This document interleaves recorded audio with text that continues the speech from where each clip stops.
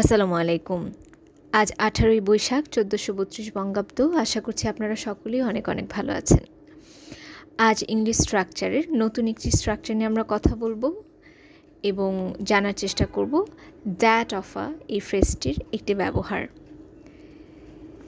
Example হিসেবে একটি sentence ব্যবহার করা যেতে পারে, তা হলো the salary of a professor is higher than that of a secretary. এই স্ট্রাকচারটি কারেক্ট। এটার ইনকারেক্ট ফর্ম হলো the salary of a professor is higher than a secretary.